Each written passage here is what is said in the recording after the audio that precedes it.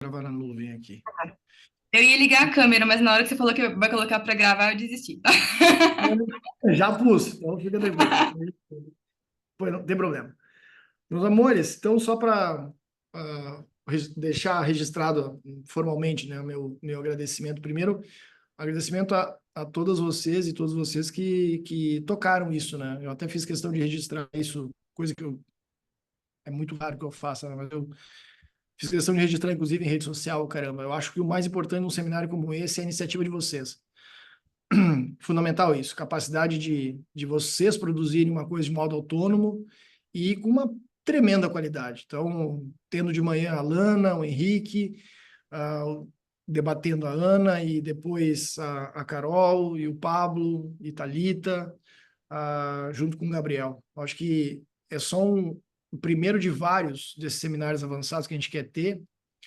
E agora à noite, evidentemente, para fazer um grande finale, a gente vai ouvir o Davi, né, o professor Davi Nemer, professor da Universidade de Virgínia, que é um amigão, meu amor também, de outros carnavais. Então, literalmente, é uma amizade muito, muito grande, além da própria capacidade e competência que isso aí fala por si. Tá? Então, agradeço muito o Davi também, não só em nome do Politicrim, né, do grupo, ah, mas também fazendo referência expressa, né, expressa a esse encontro virtual, que os próximos a gente espera que seja presencial já.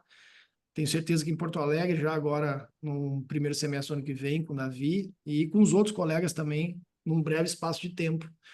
Isso eu, em especial, agradeço novamente a Ana Lesbão, e ao Gabriel pela organização, o apoio da DPU, da Escola Nacional, e também da Escola de Direito, e também da Escola de Humanidades. Então, o Politicrim é mais ou menos esse terreno fértil aí, né, de coragem mesmo, porque foi exatamente assim que eu expressei a minha, a minha gratidão. É um espaço de coragem, assim, para fazer com que cada um de vocês tomem voos próprios, que eu acho que é o mais interessante quando a gente está conversando sobre pesquisa, principalmente na pós-graduação. Então, eu agradeço muito a todas e todos, e estamos aqui para ouvir o professor Davi Nemer. A último registro, na verdade, nosso professor, né, estrangeiro associado, internacional, né, do programa de pós-graduação em Ciências Criminais. Né? Então, agradeço, professor Davi. É um bate-papo e, sobretudo, uma lição que a gente vai ter contigo, e a palavra é completamente tua. Agradeço muito. Quem não conhece o professor Davi, foda-se, azar de vocês, joga no Google para saber quem é essa figura esplendorosa em todos os sentidos. Meu amigo, a palavra é tua. Obrigado, meu querido amigo Guto. Sem palavras para essa introdução maravilhosa.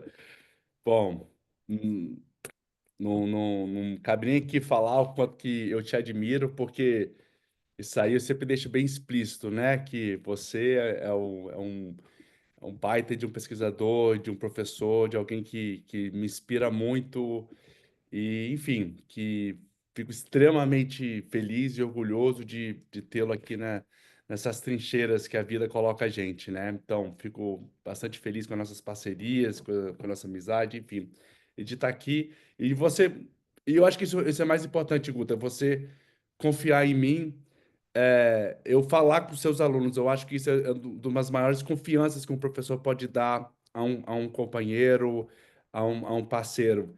Eu sou extremamente protetor dos meus alunos, tenho extremamente preso e cuidado e recomendo só pessoas que eu realmente confio, exponho eles só às pessoas que eu confio e eu realmente aprecio muito essa sua confiança em mim, em falar aqui, né, com seus alunos.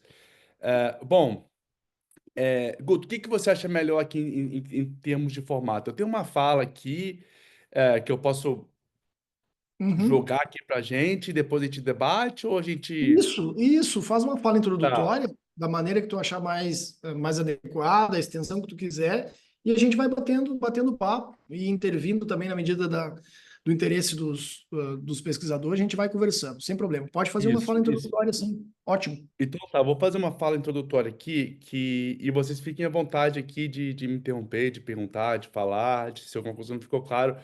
Porque, bom, a gente está vendo aí o que está acontecendo no Brasil com toda essa questão desse golpe que foi anunciado durante 4 anos, ninguém levava a sério, até que finalmente, né, a Polícia Federal está colocando aí, está expondo todo esse projeto do golpe militar que estava em curso, né? Estava em curso. Isso aí a gente não pode, de forma alguma, minimizar. E isso me fez pensar muito de como que a nossa percepção sobre o regime militar, a ditadura militar e a, a presença dos militares são percepções extremamente errôneas, positivistas, de que eles, durante a ditadura militar, teve avanços tecnológicos, né? Eles adoram evocar a questão da Embraer, a questão do ITA, mas pouco se fala de como que eles criaram a maior dependência tecnológica, logo, soberania do Brasil, principalmente em relação aos Estados Unidos, né? Então, aqui eu queria trazer para vocês o caso da Unitron. Eu não sei se vocês já ouviram falar desse caso, é um caso que é, foi um artigo. A primeira vez que eu fiquei sabendo do caso da Unitron foi lendo um artigo de um querido amigo, é um dos meus mentores aí no Brasil, do Ivan da Costa Marques. Ele é professor emérito agora da UFRJ, em que ele ilustra muito bem essa questão do atraso e dependência tecnológica que foi causado ali pela ditadura militar, né? Então, eu vou trazer alguns trechos aqui, e aí eu entro, né, como isso nos ajuda a entender a questão de marginalização, de opressão e dependência, principalmente nessa interseção entre cidadania e tecnologia, né? Então, foi mais ou menos ali na década de 1970 que o Brasil institucionalizou uma política especial para a indústria. Ai, só um minutinho aqui que eu deixei meu WhatsApp ligado, senão vai ficar pitando. Foi em 1970 que institucionalizou uma política para a indústria de computadores, né? Até então a gente não tinha. E depois, durante ali a década de 1980, a ditadura carreou muito dos procedimentos adotados para a indústria dos computadores, para a regulamentação da indústria. Então, as empresas que quisessem fabricar esses computadores eram obrigados a apresentar seus projetos de desenvolvimento, né, que deviam ser supostamente locais, e cronogramas, orçamento, tudo ali para controle da ditadura militar. E nos anos 80, a IBM, que era a maior indústria de computador do mundo, aparentemente ela fechava, né, seus olhos, enquanto uma geração inteira de clones do seu produto, né, o IBM PC, era desenvolvida e comercializada em outras empresas, né, em outros países. Só que a Apple, naquela época, tinha desenvolvido uma linha de computadores da Macintosh e se tornou a alternativa mais importante e bem-sucedida em relação à arquitetura da IBM, né? Enquanto a IBM conseguia rechaçar os clones e as engenharias reversas dos seus computadores, a Apple não conseguia. Então a Apple sempre tentou assim, manter um controle rígido sobre sua tecnologia e características do seu produto. A IBM meio que deixava rolar, né? E a Apple até hoje é conhecido e a justiça é bem litigiosa nas questões das suas patentes, né? E, bom, há duas maneiras aqui de se produzir um clone de computador, né? Uma é simplesmente você copiando o modelo original, que aí seria uma violação da patente. A segunda, que é através de uma engenharia reversa, né? Que por meio dessa engenharia reversa é possível duplicar a funcionalidade de um sistema de computador sem propriamente copiá-lo, ou seja, sem burlar as questões das patentes, as questões de direitos autorais, né? Por exemplo, aqui nos Estados Unidos, uma empresa chamada Language Arts, ela fez engenharia reversa dos recursos e funções da Apple II na época. Embora a Apple tivesse lutado nos tribunais aqui contra os programas da Language Arts, ela não teve sucesso, visto que os programas não eram cópias diretas, né, e, portanto, não infringiam esses direitos autorais da Apple. A Unitron, no Brasil, ela tinha uma sede em São Paulo, e foi ali em novembro de 1985, ela apresentou à Secretaria Especial de Informática um projeto de produção de um clone da Macintosh, que era chamado o Mac da periferia, que o nome é maravilhoso, né? Então, ali em 1987, a SEI, a Secretaria, né, Especial da Informática, ela comissionou duas universidades, a Unicamp e a USP, para que preparassem relatórios técnicos independentes para ver se houvesse clone ou não, ou uma cópia, né, quebra de patente. E aí, ambos concluíram que a Unitron havia realizado uma engenharia reversa e que, de fato, não havia qualquer tipo de quebra de patente, né? Então, a primeira versão desse computador, a Mac da periferia, ela usou para, né, proteger ali o hardware, a placa-mãe, uma um gabinete externo que era bem parecido com o gabinete da Apple, né? E isso que chamou muita atenção da Apple e abriu uma brecha para a Apple denunciar a questão de ser uma cópia de pirata ou não. Então foi levado aos tribunais aqui em Washington, D.C. Só que, como a Apple ela não tinha registrado nenhuma patente relativa à Macintosh no Brasil, né? O relatório da SEI falava, olha, tá tudo aqui dentro dos limites técnicos, não há qualquer violação, portanto, é um produto legítimo, né? E assim, a SEI recomendou a aprovação do pedido da Unitron para fabricar a Mac da periferia. Mas isso, como vocês podem imaginar, é inaceitável para a Apple e para o governo americano, né? Então, no dia 7 de setembro, é bem simbólico, né? 7 de setembro de 85, o presidente Ronald Reagan orientou um representante de comércio exterior nos Estados Unidos a iniciar uma investigação da lei da informática brasileira alegando práticas, né, desleais. E aí, é, durante esse tempo, 3 reuniões foram realizadas entre autoridades americanas e brasileiras, e durante esse período, os representantes dos dois países tentaram uma negociação que, não ferindo, né, a lei da informática, pudesse pôr termo à questão e chegar a uma conclusão, né? Só que os americanos não queriam de forma alguma ceder que o Mac da periferia fosse fabricado, já que eles alegavam que era uma cópia e o governo brasileiro falava, pelo menos os laudos, né, da Secretaria Especial da Informática dizia que não.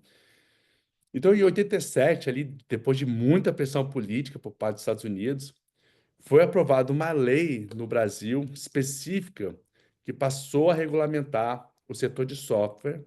Em 1988, a SEI indeferiu o projeto da Unitron, alegando que a Unitron havia começado a comercializar um produto antes da sua aprovação final. Ou seja, eles acharam ali uma brecha para revogar aquilo que eles já tinham dado um parecer favorável, só que estão agora falando que não pode mais porque foi comercializado antes da permissão, só que a permissão para fazer já tinha sido dada. Então, em resumo aqui, o governo brasileiro, né, que estava a ponto de aprovar o MEC da periferia, ao observar que a Apple não havia depositado as patentes, né, da Macintosh no Brasil, mas, de novo, a Apple não quis e o governo americano apoiou, e isso fez com que fizesse um lobby e cedesse, né, junto à legislação de software do Brasil, que se mostrou o elo mais fraco nessa relação e fez com que o Mac da periferia fosse julgado improcedente, né, uma cópia, e aí não foi para frente. Então, esse caso da Unitron e da Mac da periferia mostra como que se coloniza percepções tecnológicas, como leis de patentes e direitos autorais, e como cada e como cada noção colonizada deve se comportar no desenvolvimento tecnológico, ou seja, sempre atrás e consumido quem lidera esse desenvolvimento científico e tecnológico, que é os Estados Unidos. Então, novamente, só para botar aqui em resumo, o Brasil tinha desenvolvido suas próprias técnicas para desenvolver um sistema computacional, um microcomputador que fosse em competição contra a Apple. Dali poderia-se ter outros desenvolvimentos que poderia avançar mais ainda que o desenvolvimento da Apple. Só que simplesmente a Apple não gostou, os Estados Unidos não gostou e mandou uma comissão que justamente mudou a legislação brasileira. E essa legislação brasileira mudou o curso do desenvolvimento tecnológico no Brasil, já que proibiu diversos outros, entre aspas, clones que usavam engenharia reversa, que não é considerado quebra de patente. Então comprometeu praticamente toda a, a o desenvolvimento tecnológico de microcomputadores do Brasil, o que fez com que, em vez de produzir, o Brasil teve que comprar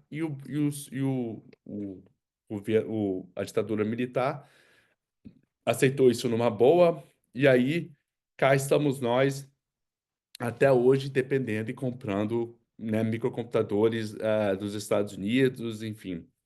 Alternativa hoje é a China, né? Que, novamente, é essa questão da dependência, não é sobre ser China ou Estados Unidos, é questão de ser dependente, não ser independente, né? Então, essa questão mostra muito bem como que se define uma prescrição, né, que o Paulo Freire define bem como essa dependência da ciência e da tecnologia, principalmente dos Estados Unidos. Isso não foi um plano ali que começou nos anos 70, foi muito antes, né, já que o plano de colonização tecnológica no Brasil e na América Latina foi exposto pelo presidente Truman em 1949, ali, uma tentativa, né, de forçar modelos de modernização na América Latina após a Segunda Guerra Mundial. Ele queria, na verdade, criar modelos de dependência. Ele, no seu discurso, ele fala assim, entre aspas, o que imaginamos é um programa de desenvolvimento baseado nos conceitos de um tratamento justo e democrático. A maior produção é a chave para a prosperidade e a paz. E a chave para uma maior produção é uma aplicação mais ampla e vigorosa do conhecimento científico e técnico moderno. Ou seja, é sempre essa questão desse pensamento positivista sobre como que através da tecnologia e da ciência a gente alcança o progresso. Isso se vende como um modelo, só que o único que pode promover ou ceder esse acesso à ciência e à tecnologia é os Estados Unidos, né, dentro dessa mentalidade deles. Ou seja, então a gente precisa consumir isso deles. Então fica muito fácil promover esse tipo de modelo, uma vez que só uma pessoa, só uma entidade, né, só um país consegue vender. Então, tudo isso que eu contei até agora comprometeu, como eu falei, o desenvolvimento da ciência e da tecnologia no Brasil, criando essa dependência tecnológica interminável que nos afeta até hoje. Só que, só para ter uma noção, o Brasil, né, não figura nos 20 países mais avançados tecnologicamente, sendo que o Brasil tem o oitavo ou sétimo maior PIB, né, per capita do mundo.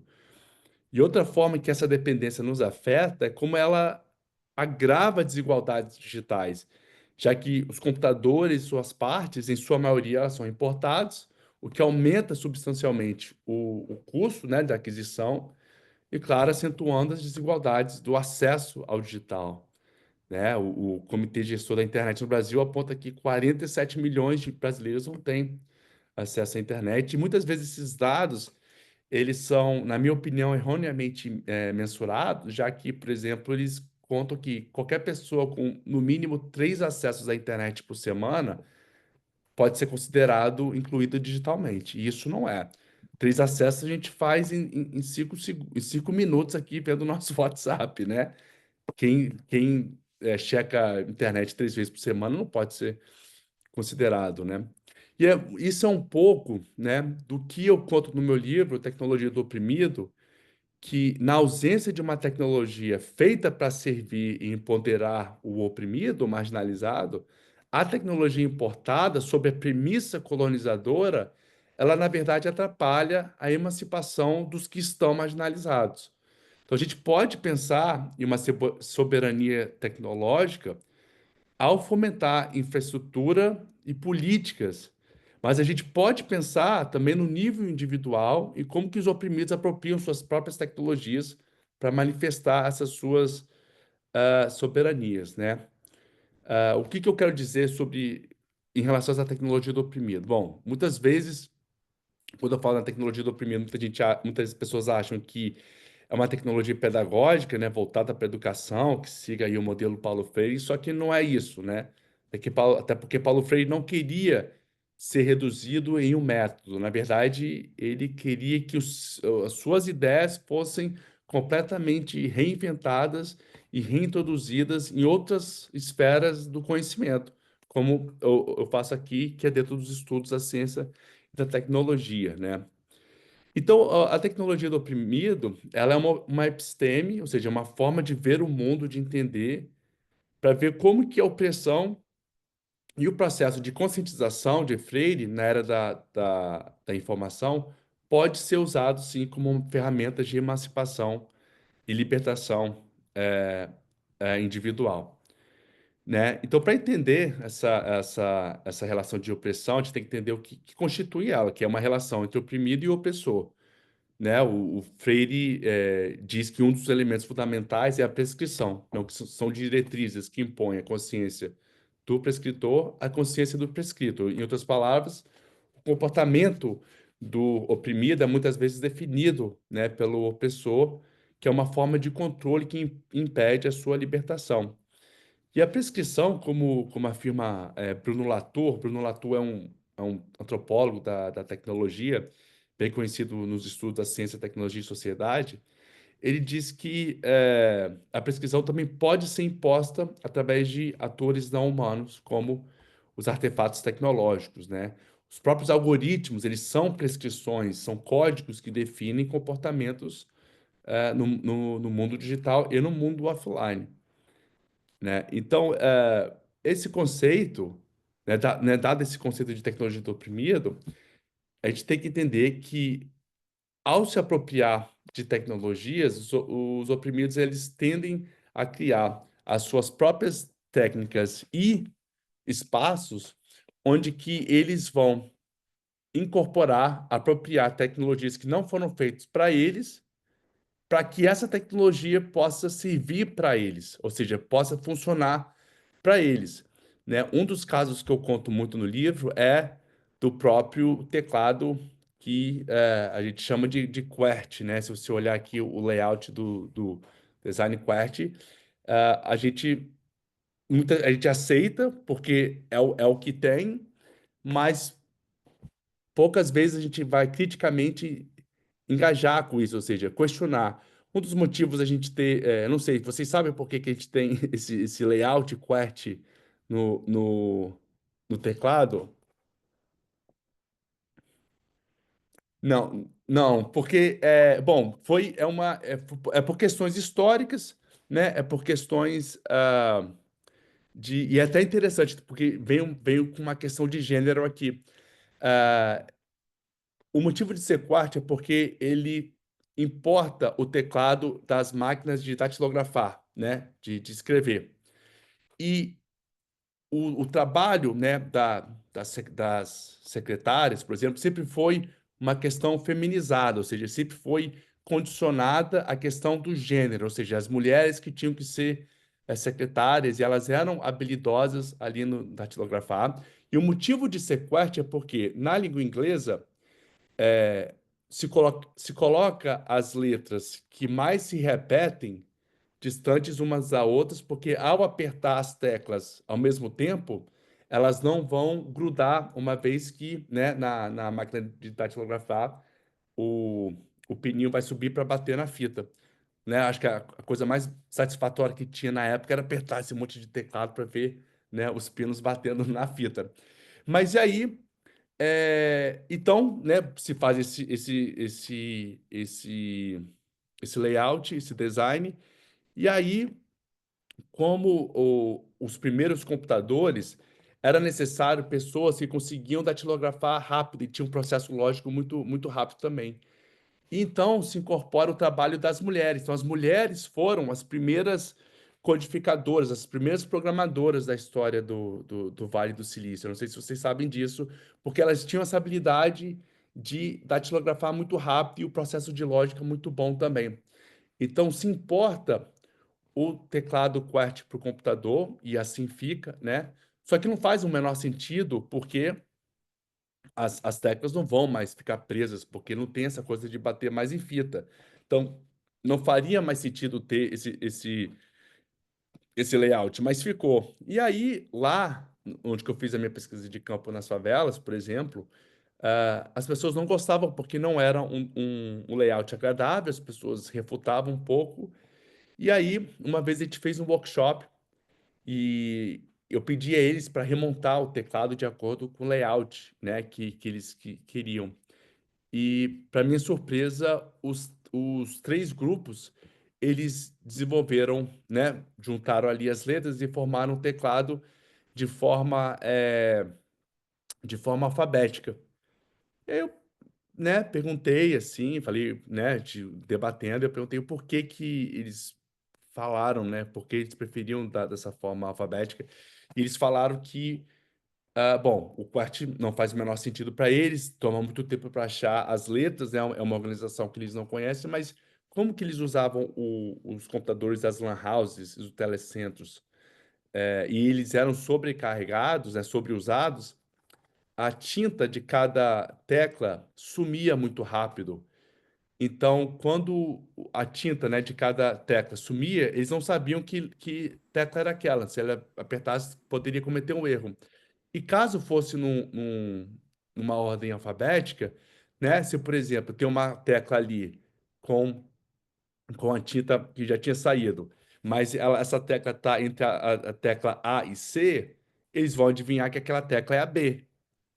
O que faz todo sentido, né? Porque se for um layout que eles não sabiam, dificilmente eles acertariam. Então, assim, eles estavam o tempo todo reapropriando essas tecnologias para fazer funcionar para eles. Então, a gente desenvolveu essa técnica onde que eles poderiam usar o teclado de forma alfabética e aos poucos trocando para um layout QWERTY, já que seria o mais comum assim para utilizar no mercado de trabalho, enfim, na escola, mas é só uma forma de tirar uma barreira, né, nessa questão da utilização ah, da tecnologia. E é isso que eu conto um pouco mais no livro, né? Essas diversas formas que se reutiliza para se decolonizar essa epistemologia tecnológica que vem do norte para o sul, para fazer uma tecnologia do sul para o sul, para que aí sim a gente possa conseguir ter uma certa soberania digital, mas também um empoderamento daqueles que utilizam dessa tecnologia para o seu dia a dia, né?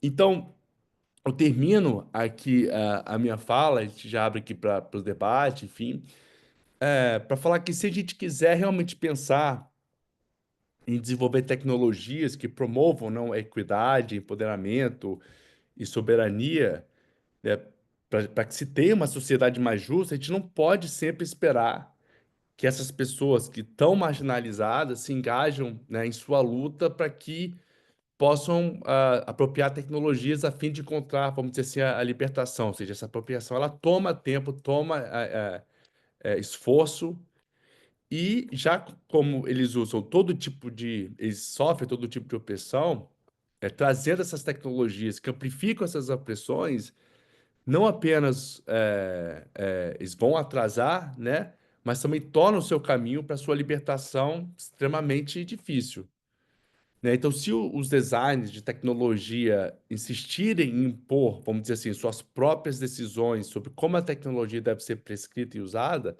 suas tecnologias nunca serão sobre libertação ou capacitação do usuário oprimido, né?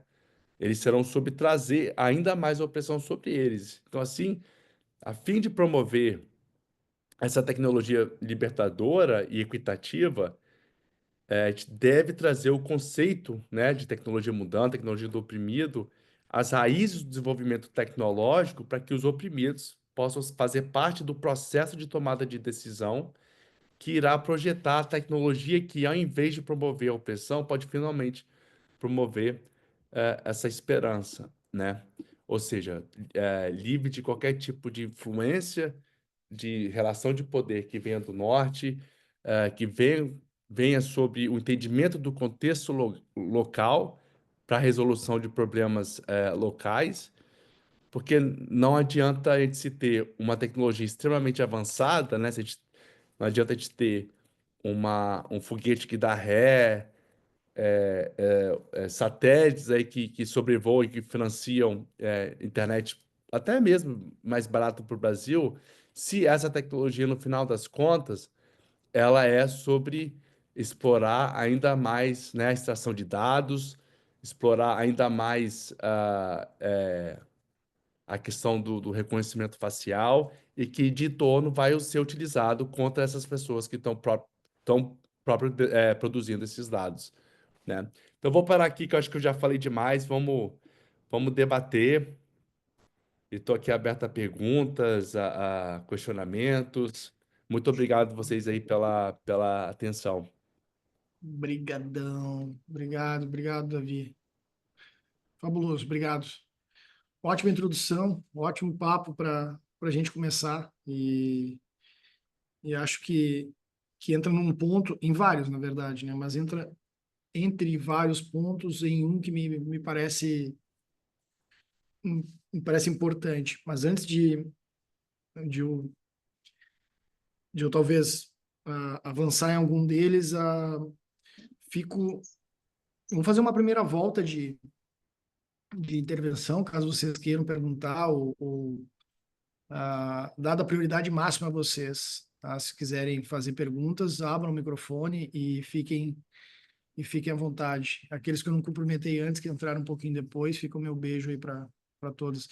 Especial, Ana, obrigado pela ajuda. E a ti, o Gabriel já tinha feito, mas a ti não tinha feito. Então, obrigado pela ajuda.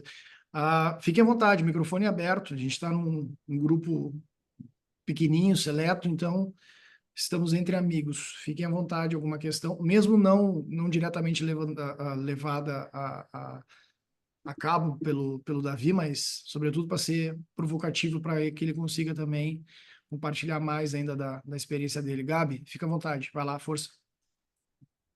Valeu, Guto. Novamente agradecer a você por, enfim, ter ajudado demais a compor, senão a gente não teria esses nomes. Agradecer ao professor Davi também, parabenizar pela exposição. E a sua exposição, muito também do seu livro, professor, me recordou, eu atuo com as comunidades indígenas Guarani aqui no Rio Grande do Sul, e lá em São Miguel das Missões, né, que é um povo historicamente utilizado, até hoje se utilizam da história Guarani para lucrar, né, a prefeitura lá, o IFAM, e consegue lucro com o Festival Sonho e Luz conta a história dos jesuítas nos sete povos das missões, e os guaranis têm a participação ali naquela narrativa lúdica, mas quando a gente questionou, e a gente tem cobrado da prefeitura isso sobre a participação econômica também no evento, afinal de contas, conta a história do povo, né, a propriedade material do povo guarani, e até hoje a gente tem esse problema. E quando eu fiz esse atendimento lá com a comunidade, a questão tecnológica ela trazia algumas ambiguidades.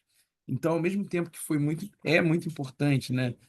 Por exemplo, para que o povo guarani tenha contato entre diversas terroirs ao longo do estado e assim possa organizar movimentos de resistência, há também uma grande preocupação com a tecnologia que invade e, pela lógica algorítmica, começa a prevalecer determinados conteúdos que não necessariamente se identificam com a cultura guarani e a comunidade, as lideranças, as mães, os pais narravam dificuldades, por exemplo, com a questão da pornografia no âmbito da comunidade, com a questão da própria do rompimento linguístico, né, que a internet tem com o Guarani, porque a preservação da língua Guarani é muito importante também com a preservação da cultura.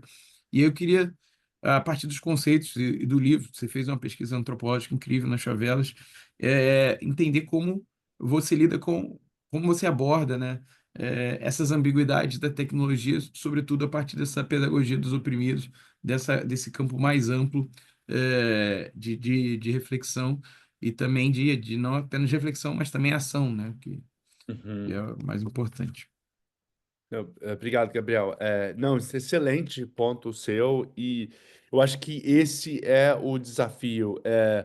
Eu, eu tenho aí o início de um projeto, eu não sei se eu vou muito para frente com ele, mas eu comecei com a comunidade Yawanawá lá no Acre, porque eles tinham acabado de comprar duas antenas da Starlink, então eles iam começar a utilizar a internet, né? Então eu queria ver como que se dava essa relação. E, enfim, assim, você vê as questões básicas, tipo, agora eles têm contato, então ah, eles conseguem receber Pix, né? Tem programas do governo para recebimento de assistências, eles vendem as miçangas deles, né? Os produtos deles, então realmente precisa de um dinheiro. É uma comunidade que ela não é. Ela vive em isolamento, mas ela não é isolada, né? Ela está o tempo todo em contato com, né, os brancos, nós. E aí eu vi diversas questões e realmente eu vi essa questão da pornografia. Inclusive, ah, é uma preocupação lá, porque isso quebra alguns ciclos sobre o próprio processo de amadurecimento da comunidade, que é diferente do nosso amadurecimento nosso aqui, né? Vamos dizer, da sociedade ocidental. E aí, é, é uma coisa que eu não falei muito, inclusive, eu conversei com o pessoal da BBC, que eles fizeram uma matéria sobre esse Starlink, que a gente falou, eu falei essa questão da pornografia e falei para não colocar, porque eu estava lá por um mês, 15 dias, não é o suficiente para falar que esse que é o impacto, né? E, e o Jack Nicholson do New York Times resolveu fazer uma matéria, conversou comigo, eu falei, não coloque. Se você colocar, é sua observação que realmente tinha passado o tempo. Ele colocou e se ferrou porque foi a única coisa que chamou a atenção. O pessoal indigenista caiu em cima, porque realmente, como é que ele pode falar uma coisa dessa se passou uma semana, né? Mas enfim, era só uma observação que eu queria falar, mas voltando ao seu ponto. Eu acho que, novamente, é o desafio. Como é que a gente pode apropriar uma tecnologia que não foi feita para a gente, que foi feita justamente para ter esses tipos de exploração, para fazer que essa tecnologia possa nos ajudar ou avançar, principalmente com populações eh, marginalizadas ou populações vulneráveis. É claro que o acesso e o uso indiscriminado, ela é muito sedutora, né? Ela vai realmente vai quebrar tradições e formas de ser, né, no mundo e vai aplicar apenas um modelo, que é o modelo que é codificado lá no Vale do Silício. Eu sempre volto para a comunidade aqui nos Estados Unidos que chama a comunidade Amish. Eu não sei como é que é no Brasil. Eles são parecidos com os Seriam os Mormons, mais ou menos. Mais ou não, menos. Mais ou menos. eles vivem em comunidade só com eles Nada sem e tecnologia, exato. Uhum. exato. E uma amiga minha fez um trabalho quando eu fiz o trabalho na favela, ela fez esse trabalho com o Amish aqui. E lá é bem interessante porque existe essa ideia de que eles são anti-tecnologias.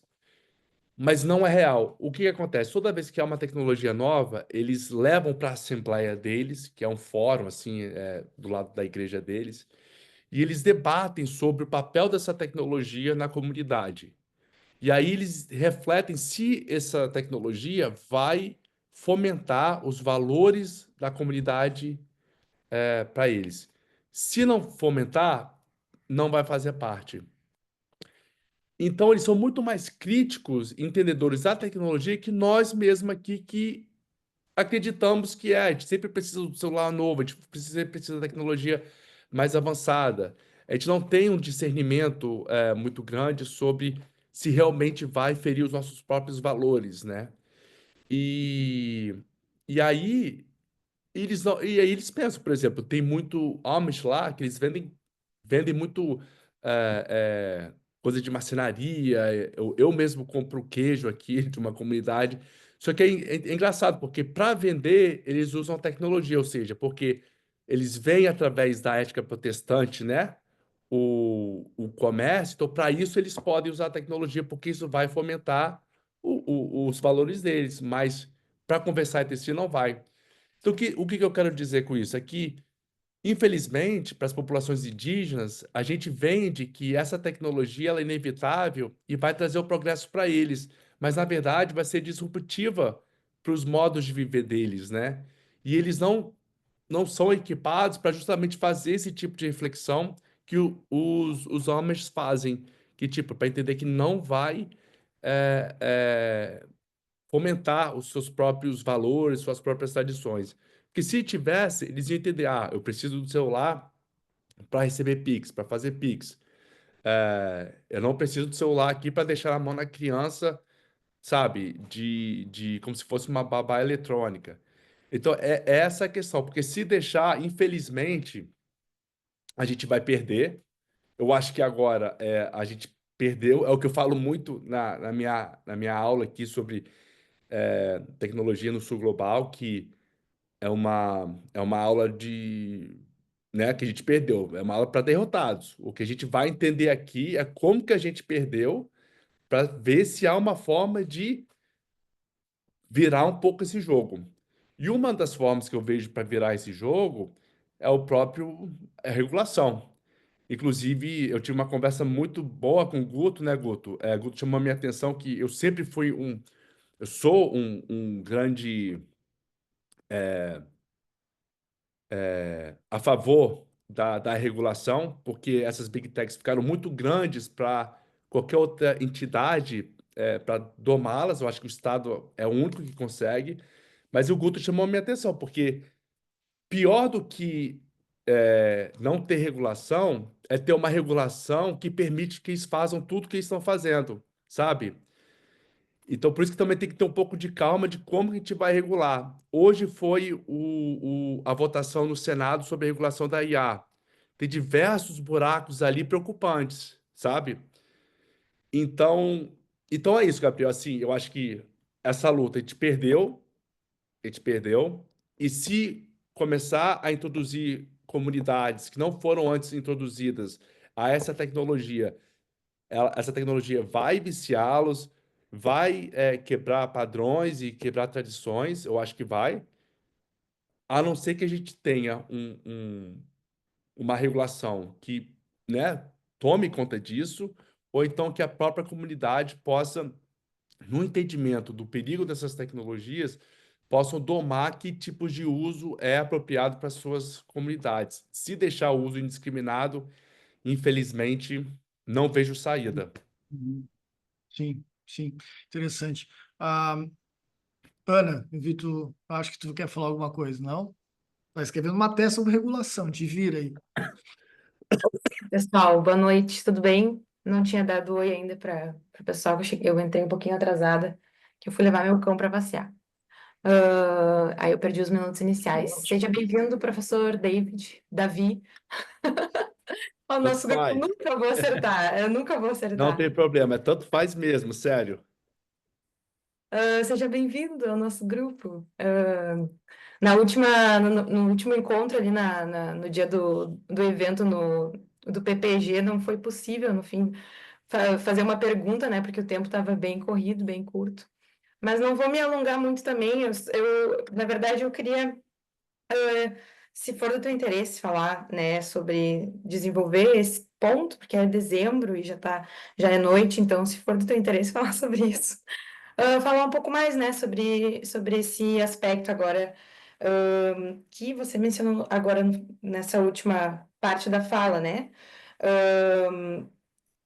sobre a questão da soberania tecnológica, né? Não sei como é que tu tem pensado essa questão né, dentro das discussões tanto da regulamentação da inteligência artificial, teve a votação hoje na comissão temporária, né? Depois ainda vai para o plenário e foi aprovado, né, o projeto, enfim. Mas também as discussões que a gente tem no âmbito da regulamentação das plataformas, que eu sei que é mais também o teu campo, né, com as discussões sobre desinformação, e enfim. E se for do teu interesse falar sobre isso, né, te escutar, porque daí também puxa a brasa para o meu assado. E acho que é isso.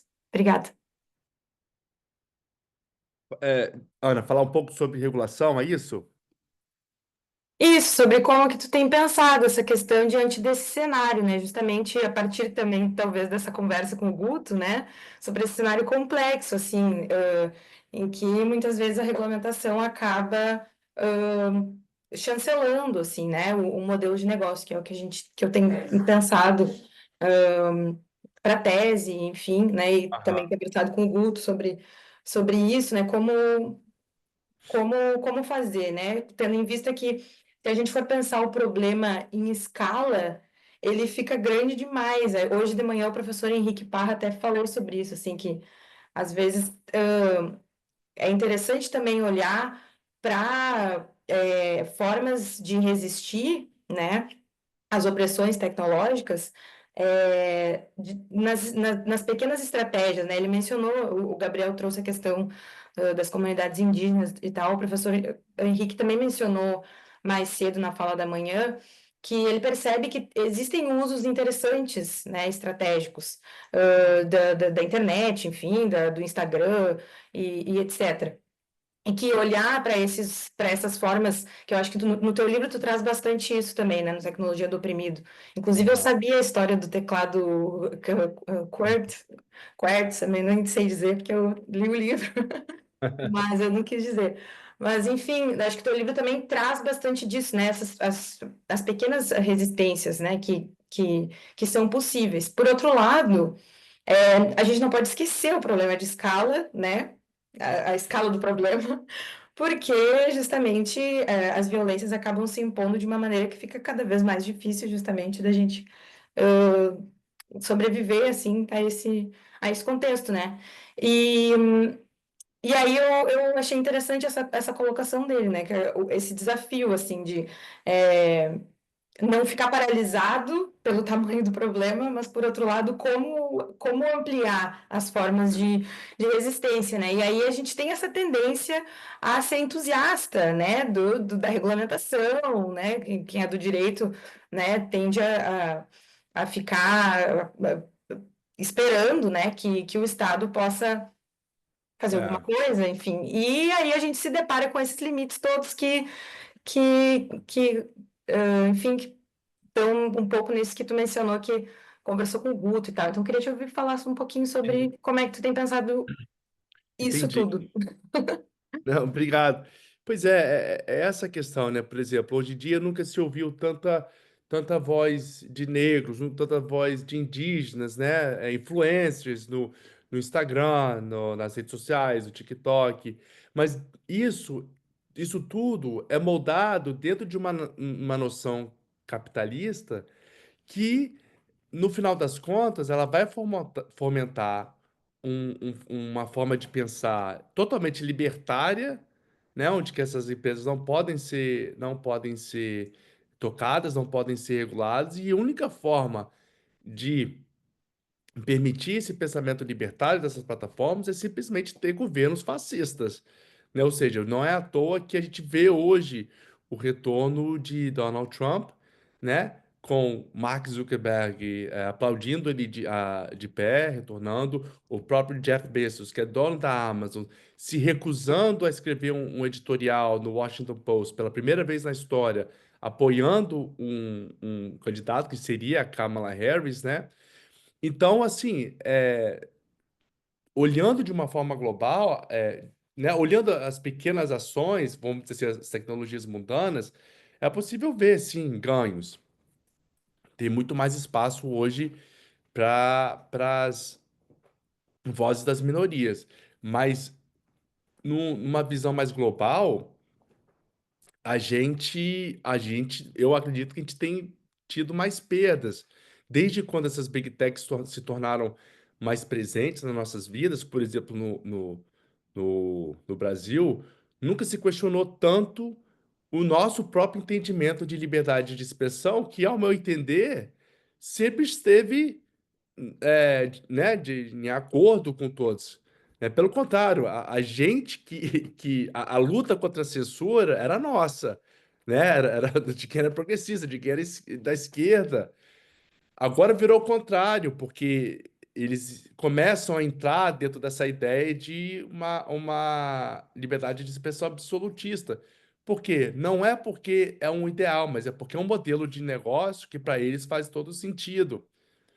Então, a regulação no Brasil, eu acredito que ela precisa, primeiramente, reforçar aquilo que já está em curso. Por exemplo, nós temos a regulação ah, da ANP. Eu tinha até escrito um artigo sobre isso, que é sobre os direitos do consumidor. Se as plataformas são empresas de anúncio, elas têm que estar de acordo com o próprio código do direito do consumidor. E adivinha o quê? Ela quebra todos esses códigos. E não é reforçado em cima deles, né? Grande parte daquilo que a gente quer que as plataformas cumpram não precisa de regulação nova. Já há regulação em curso, só que, de alguma forma, elas não são colocadas dentro desse escrutínio legal que é preciso ser seguido. Eu acho que uma regulação geral da internet, acho que toca muito mais na questão da soberania dos dados, né? Da extração dos dados, quem fica com os dados da população que produz, infraestrutura principalmente, né? Acho que hoje o debate em relação a Starlink trouxe isso à tona. Não é um problema da Starlink em si, ela chama atenção pelas questões megalomaníacas do próprio Elon Musk, mas o Estado, ele não tem qualquer tipo de soberania de infraestrutura no país, né? E nós hoje temos cidades inteiras baseadas nessa infraestrutura privatizada, em que, se uma vez o dono quiser fechar essa infraestrutura, como o Elon Musk já fez, por exemplo, na Ucrânia, essas cidades ficam isoladas sem qualquer tipo de comunicação. E a gente não está falando de comunicação de rede social, a gente está falando de comunicação de questões burocráticas, questões, transações bancárias, enfim, tudo que uma cidade necessita para sobreviver. Acho que a gente nunca se teve tão dependente das tecnologias digitais, né? Acho que a gente nunca teve elas tão presentes e tão poderosas, a ponto de que agora a gente precisa entender que a internet não é mais uma questão de entretenimento, é uma questão, né, dessa questão que a gente falou da soberania nacional, sobre proteção e a defesa do próprio cidadão brasileiro. O Brasil precisa ter uma atitude um pouco parecida com o que a Europa tem, por exemplo. A Europa, ela parte muito do princípio de proteção do cidadão europeu, não de cooperação comercial. E o Brasil está demorando a ter esse entendimento, que essas empresas estão aí para extrair o máximo que eles podem daqui, né, de qualquer país. Um dos motivos que essas empresas não são regulamentadas aqui nos Estados Unidos é porque o próprio Estados Unidos entende que o desenvolvimento delas passa pelo desenvolvimento doméstico, ou seja, impedi-las de crescer e de explorar em outros locais vai comprometer o próprio desenvolvimento interno.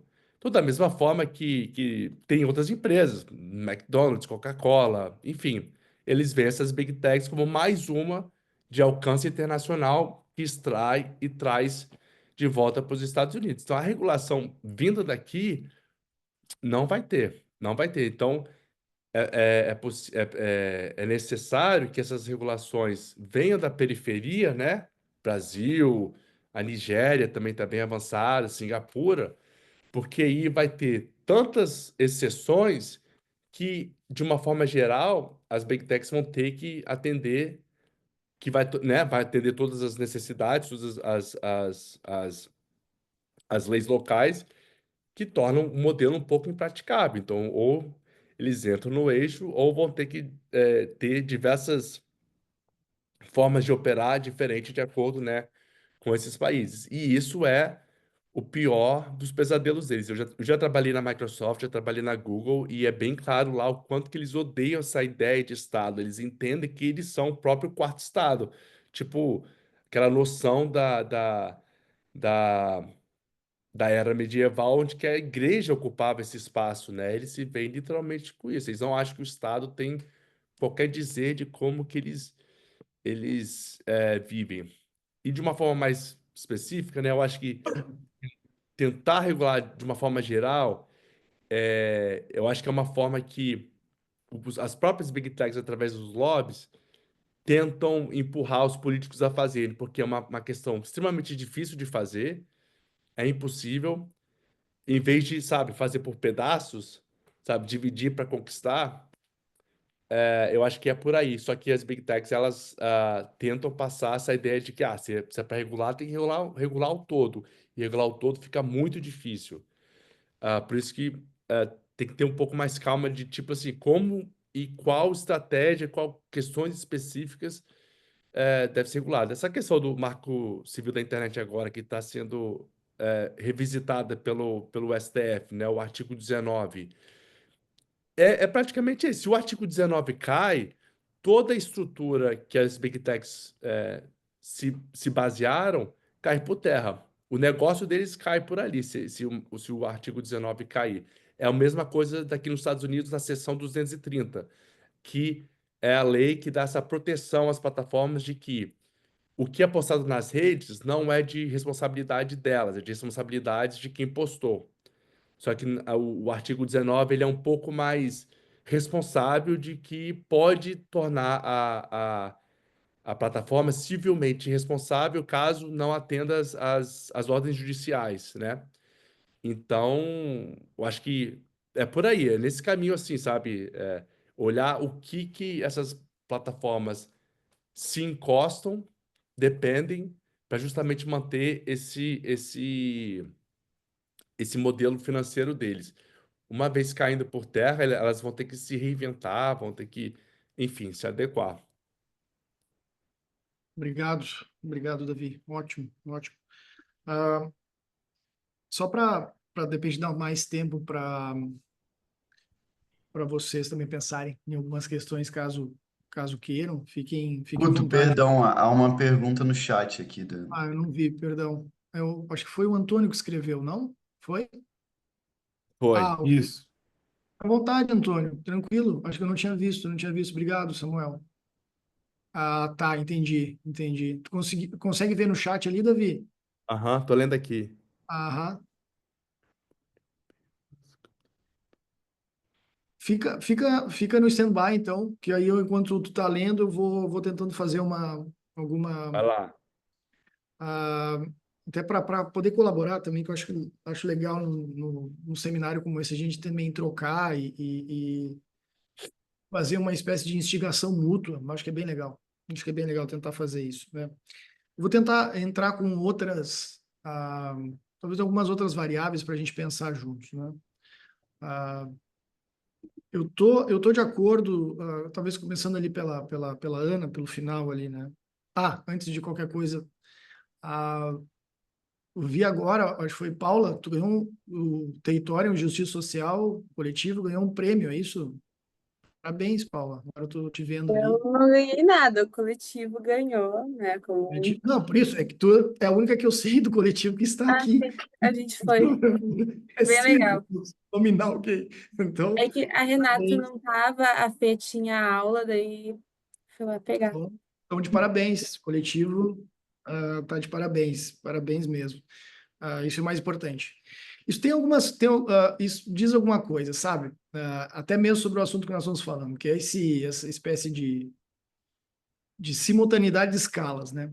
Ou seja, tem problemas de escala. Eu não vi o Henrique, mas sei por onde a banda toca e sei por onde a Alana também conversa, e é mais ou menos o nosso problema, sem dúvida.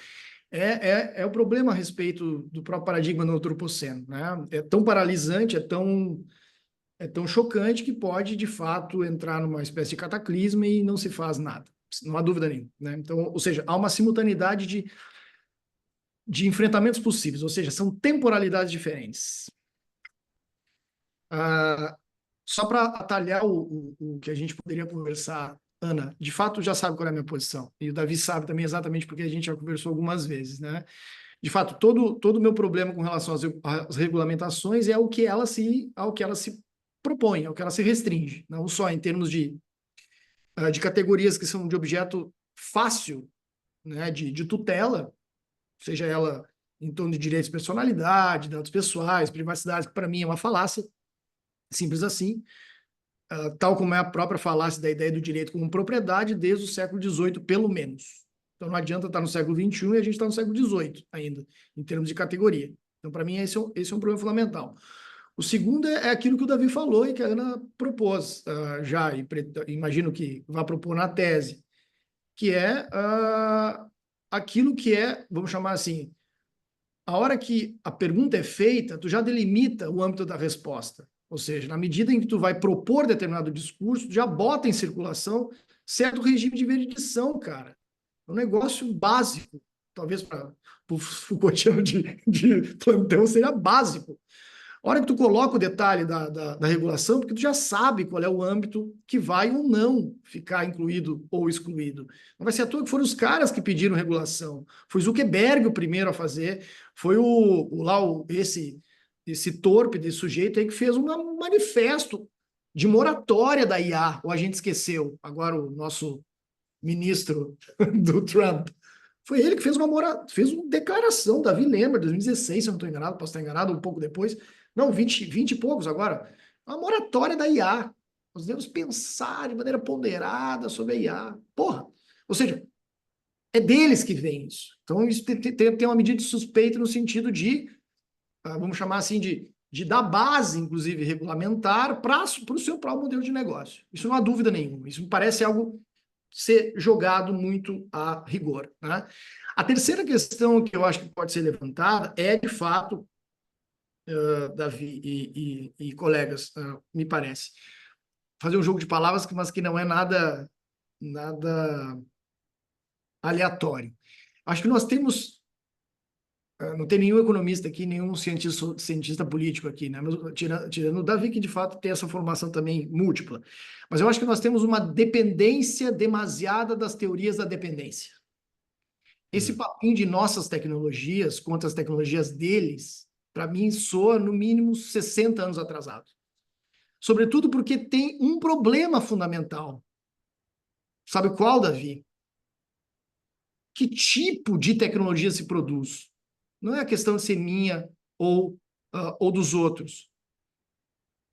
Ou seja, que tipo de tecnologia nós somos dispostos a produzir? Até porque existem práticas tecnológicas, como tu estudou exatamente as práticas que são exatamente essas, né? Relacionais, pontuais, tópicas, como é o caso dessas práticas em comunidades periféricas. Isso é um tipo de tecnologia. Ou seja, existem práticas tecnológicas. Que tipo de tecnologia a gente está falando? Porque, vamos jogar no macro, né? Já para jogar as escalas, como a Ana provocou. Que tipo de tecnologia a gente está disposto a produzir? Uma tecnologia que nós estejamos, sei lá, amparados numa autonomia tecnológica, estejamos amparados numa tecnologia que tem como base, por exemplo, combustíveis fósseis? Mesmo vindo do terceiro humano, eu estou fora. Eu estou fora. Não me interessa se vem da Índia, do Brasil ou da África do Sul. Entende? Porque existem limites materiais para isso. Agora, essa para mim é uma questão macro muito importante, sobre a qual a gente vai ter que se haver. E uma coisa eu acho que é elementar, em termos de filosofia política, para mim, sempre. Eu não sou especialista, todo mundo especialista em tecnologia, especialista em tecnopolítica. Não sou especialista, eu tento pensar esse troço, junto com vocês. Não sou especialista nisso, mas se a gente está falando de tecnologia, a gente está falando de fato em práticas, aquilo que move de alguma maneira, move de alguma forma a nossa maneira de pensar, falar, se expressar e existir. tecnologias como um todo. São relações, são dinâmicas ontogenéticas, vamos chamar assim, né? O Deleuze chamava assim, né? Ou seja, técnica e sociedade nunca foram coisas díspares ou dissociadas. Nunca foi, né? Então, o que é interessante é a gente pensar que tipo de expressão ela produz. Qual tipo de relação, de alguma maneira, ela opera. Isso me parece o como, né? Sempre a grande pergunta. Como é que ela funciona? Aí a gente entra num autor que, para mim, é elementar. Ele começou a ser traduzido já há algum tempo para o espanhol, em que parece ser um mexicano, que trabalha nos Estados Unidos, tipo Davi, que é o Manuel de Landa. Esse cara é foda, tá em Nova York. Tá? Manuel de Landa, um mexicano, mas radicado nos Estados Unidos há muito tempo. O Manuel tem umas sacadas sensacionais. Jogue no YouTube e vejam o seminário dele sobre inteligência artificial. Ele conta o lado A e o lado B da inteligência artificial. Sensacional. Assistam lá. Mas, entre várias coisas, um dos seus últimos livros sobre a filosofia da técnica, algo parecido com isso, ele chamava atenção para quê? Para aquilo que são tendências dentro de dinâmicas relativas à nossa, aspas, tecnologias hegemônicas, a gente pode chamar isso de Big Tech e as ferramentas de IA e etc. E as capacidades em torno disso. Ou seja, tendências e capacidades são coisas distintas. Sobretudo porque, aqui eu gostaria de centrar naquilo que mais interessa talvez para a gente pensar. Quando a gente está falando de capacidades, a gente não está falando simplesmente de coisas que estejam sendo realizadas, ou que sejam a propriedade de alguém ou de um grupo. Uma capacidade pode ser algo real, mas não ser algo atual. Isso é bem deleuziano, né? A questão do virtual e do real. Isso é bem deleuziano. Ou seja, dizer assim, ó, existem coisas que podem não estar existindo, acontecendo, mas são reais. Isso são capacidades. A questão é, talvez, quando a gente esteja conversando sobre qualquer tipo de tecnologia ou de práticas tecnológicas, em que medida a gente expande a tendência ou produz capacidades novas. Isso me parece algo bem interessante. Para quê? Para que a gente comece a interrogar, por exemplo, em que medida grande parte dessas, aspas, práticas nossas, que a gente chama genericamente de resistências, ou práticas de contrapoder, ou algo parecido, seja de onde venha, não acaba fazendo duas coisas. Uma espécie de isomorfia morfológica, ou seja, tem a mesma forma daquilo que se pretende combater, e, sobretudo, tem uma isomorfia estratégica. Ou seja, vai funcionar tendo como base os mesmos interesses invertidos. Tomara que eu não esteja sendo muito complicado, mas eu acho que dá para entender onde eu quero chegar. Qual é o nosso limite de margem de manobra nessa história? Que a gente que torne capaz a gente inverter essa relação de poder. Isso me parece muito importante, né? Muito importante para que a gente tenha claro sobre o que a gente está falando. Talvez mais, aí vai uma conversa, né? Pelo menos em algum nível também adicional, vamos chamar assim, né? Que é o seguinte: talvez as práticas, vamos chamar um nome talvez mais pomposo aí de tecnodiversidade, chame como quiser, façam o nome que quiserem, né? Ou outras relações que possam estabelecer com a tecnologia, né? Em que medida isso não precisa ser, de alguma forma, não apenas produzido, mas sobretudo, posto em circulação. Nós temos a capacidade, chamada de Deleuze, né, de expandir a potência. O que eu quero dizer com isso de maneira clara? Talvez mais interessante, em várias escalas, tá? Isso não são coisas excludentes. Isso são coisas que se compaginam, vamos chamar assim. Mais do que simplesmente, talvez, produzir uma dinâmica dentro desse tipo de relação isomórfica, né, ou com a mesma estratégia, talvez a gente tenha que pensar um pouco que estratégias estão em funcionamento de outra maneira. Sendo mais objetivo, eu não vi a fala do pessoal de manhã também, né? Mas imagino que eu possa estar repetindo muitas das coisas que foram ditas. Mas em que medida as nossas experiências, seja com povos autóctones, para não chamar povos originários, seja com resistências em qualquer contexto, já não estão em funcionamento, já estão sendo produzidas. E talvez a gente tenha a dificuldade de criar ferramentas para que elas passem a conviver. Esse termo não é à toa, esse termo que eu estou usando, né? Ferramentas de convivencialidade. Esse é um livro de um cara chamado Ivan Illich. Por que eu fiz todo esse blá, blá, blá, blá, blá, blá? Porque o tal do Ivan Illich era o diretor do UNODOC, lá do México. Sabe quem é que era um dos pesquisadores do UNODOC? Um tal de Paulo Freire. Tem um livro do Ivan Illich, que é Uma Sociedade Sem Escolas. Acho que tem uma pista aí de onde Paulo Freire tira e conversa com o Ivan Illich.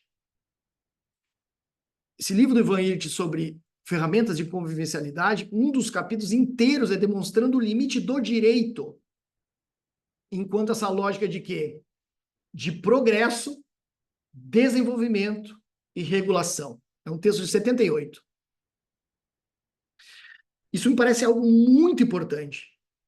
Porque, de novo, não dá para excluir uma... Ana, eu estou completamente de acordo. Não são coisas excludentes, existem escalas concomitantes. Mas nenhuma é prioritária. Isso talvez seja um dos nossos grandes erros. Quais os nossos erros? Um dos maiores, na minha opinião. É pensar que essa relação entre, vamos usar o termo negriano aqui, né? Poder instituinte e poder instituído, são coisas que se produzem em termos hierárquicos. Ou seja, política é aquilo que se faz dentro do poder instituído, da instituição. Aquilo que se faz fora é antessala da política. Eis o grande problema. Porque, de fato, a gente só vai conseguir alcançar, ou melhor, a gente não consegue alcançar nenhum tipo de transformação na medida que tu hierarquiza e tu tem uma tendência que é a institucionalização dentro de certos padrões. É simples assim. Agora eu vou dizer, não, então vamos abandonar a instituição. Claro que não. Vamos abandonar a regulação, Davi? Não. Evidente que não. Tem as suas capacidades. A gente tem que saber ler quais são as capacidades. Mas também temer quais são as tendências quando a gente pretende regular. E que vai fazer com que reverbere a mesma relação de poder. Agora, e aí a gente, acho que a gente chega num ponto fundamental, né? É sobretudo achar que pensar política é uma das coisas. E a outra é eliminada.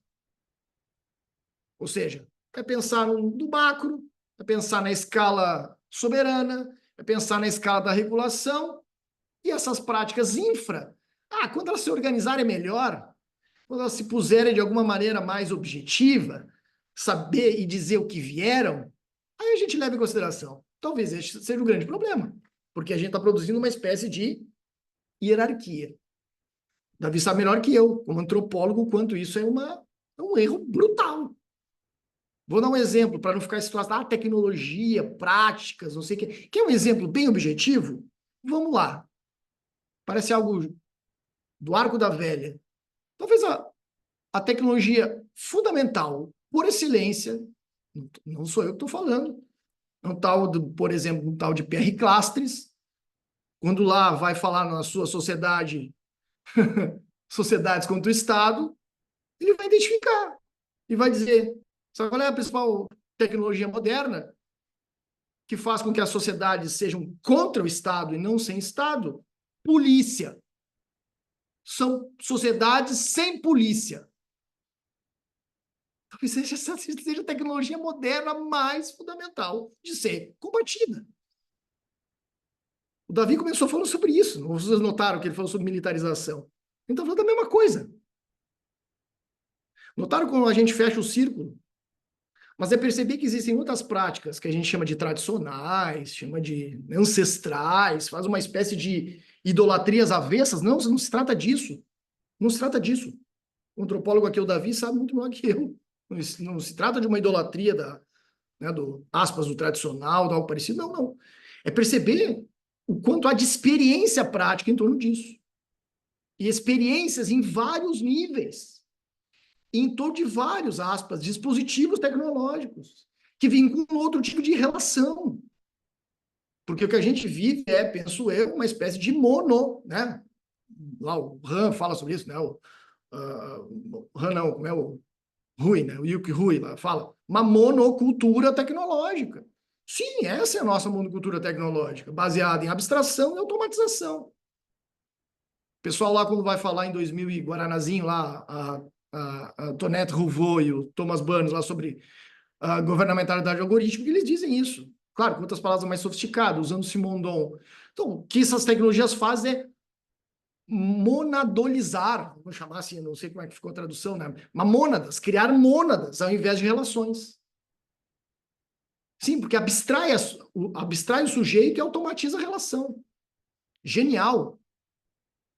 É genial, porque isso abstrai completamente qualquer possibilidade de oferecer vamos chamar assim, um encontro diverso daquilo que é automatizado e abstraído.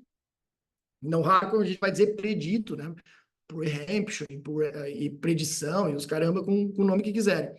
Isso me parece algo elementar para a gente começar a pensar que tipo de tecnologia a gente está falando, né? Ou o que a gente está buscando. Porque, né, para a gente saber, de fato, como é que nós estamos acertado aqui, né? E aí, só para finalizar, eu já estou me alongando demais, mas é só para deixar isso bem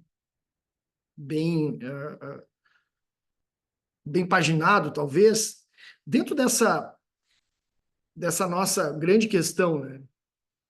Primeiro, resumindo, né? Que tipo de tecnopolítica, para usar o termo mais interessante, que tipo de tecnologia vem sendo mobilizada em termos das suas tendências?